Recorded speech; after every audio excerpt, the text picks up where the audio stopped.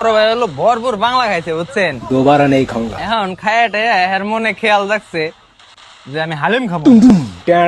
বন্ধু বান্ধব আসলো হাতে 2-3 জন মিলা যায় হেরা হালিম হুলিম খাইছে। अच्छा খায়াটে বন্ধু দিদি আসিল না সাথে, হেডি আবার কইতাছে ওই দোস্ত বাড়ি যায় তো আড্ডা দিমু, এখন মাল তাহলে আরেক বোতল নিয়ে যাই।